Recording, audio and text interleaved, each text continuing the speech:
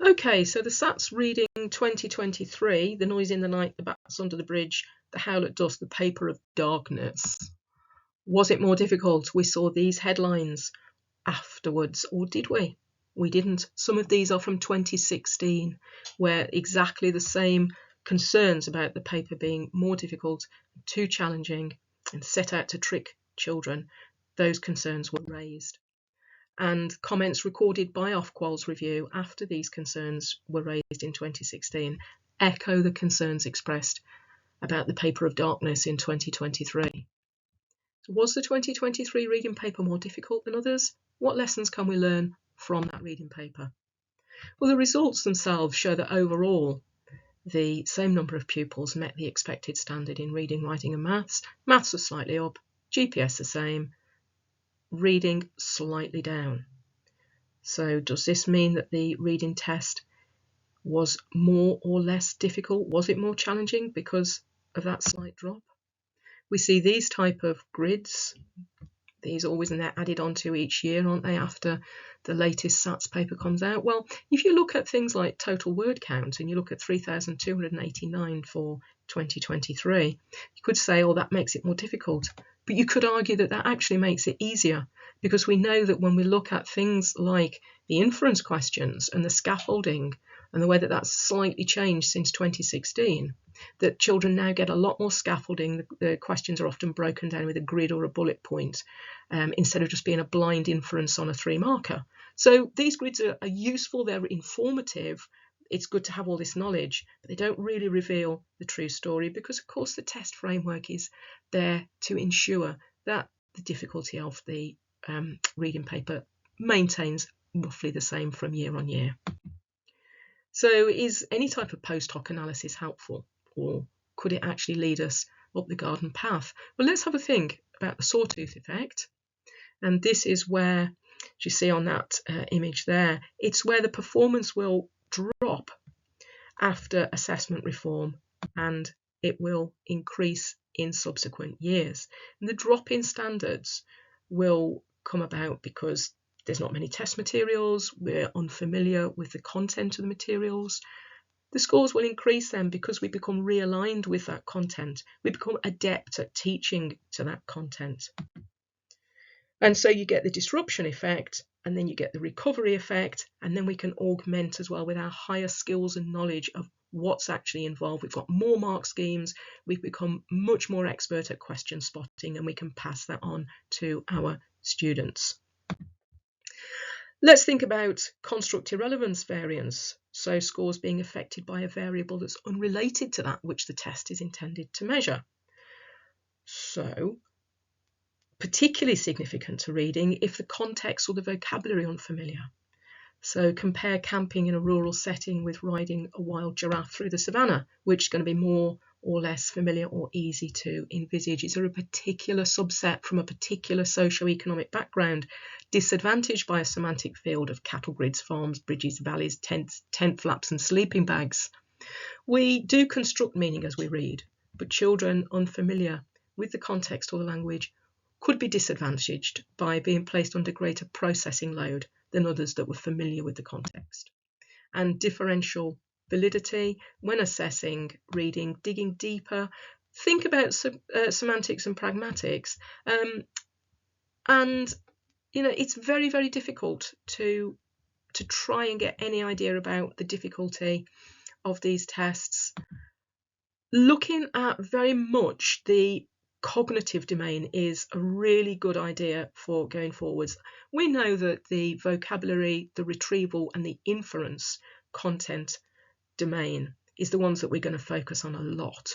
But the cognitive domain, thinking about the accessibility of the target information, the complexity of it, the task-specific complexity, the response strategy, and the technical knowledge required.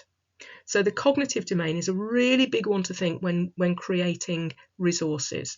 And this can be designed for your own cohort. If you can see that short answer questions I had with the class of the year, short answer questions was what they found difficult. The next year it was the inference questions providing evidence. So you can have a look at what strands there are in the cognitive challenge and try and create or resource yourself with appropriate questions that will deal with that.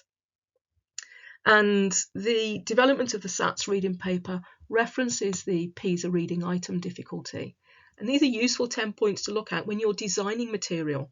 So variable is a key word that I've pulled out there because it indicates a conscious ability for a question setter to either increase or decrease the challenge. And relationship is also a key word there because it indicates that constant to and fro between different parts of the text when creating meaning, and also that referring back to the question when seeking to form a response. So if you're looking to up the cognitive challenge for your cohort in preparation, it's really useful to just consider these different items. Were there elements of the 2023 reading paper that were more inaccessible for some pupils than others? Well, if you look at the first 7 questions, in 2016, the content domains switched. You can see I've colour-coded them there to show how they do that. So the first 7 questions, 2016, ranged across 4 content domains compared to just 2 in 2023, which was retrieve and infer. So arguably, this makes the 2016 test more difficult for some subsets of children because they had to switch between the cognitive challenge. This facility index shows the average mark expressed as a percentage of the maximum mark. So question 16, this is the milled around in bewilderment, can be argued to be the most difficult question.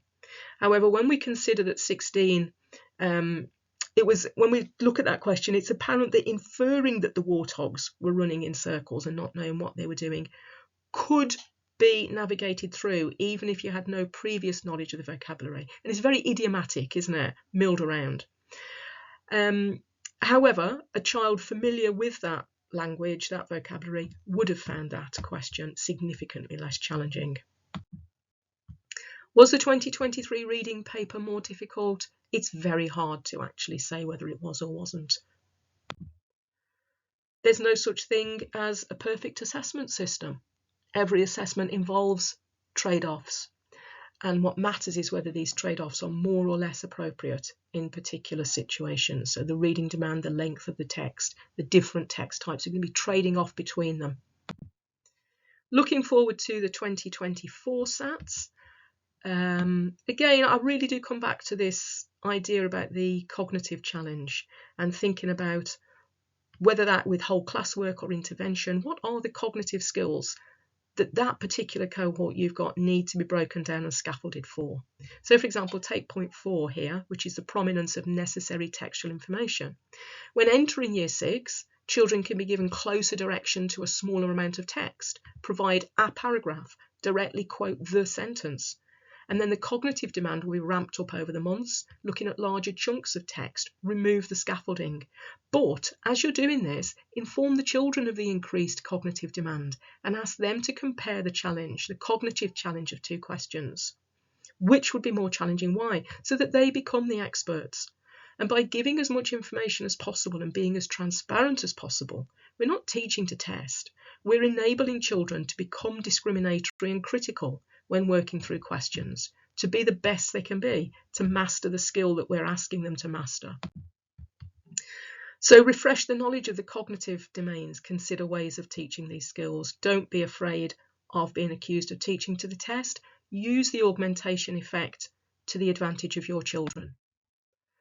For example, look at these. Milled around in bewilderment, 2 marks. How do you get the marks?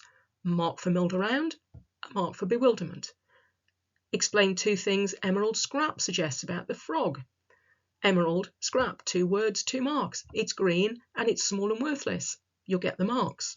The granny poem, I still vividly recall. What does vividly recall mean? It means I clearly remember. 2 marks, 2 parts to your answer. Make the implicit explicit. The children find this fascinating and they like feeling upskilled by this. So if you don't teach it, how will they learn it? There was Shirley Valentine. She wanted to have a go at answering that question in assembly. What was man's most important invention? Everybody else has got it wrong. She puts her hand up. The headmistress is not a fan of Shirley Valentine. Go on then, you might as well get it wrong with everybody else. Miss, it was the wheel, it was the wheel. And the headmistress bursts Shirley's bubble. She says, well, somebody must have told you. And as Shirley says, well, how the bleeding hell else could I learn it? So if you don't teach it, how will they learn it? Yeah, there's the osmosis, but it's much easier just to explain it to children. Here's how you get the marks. Here are the question types.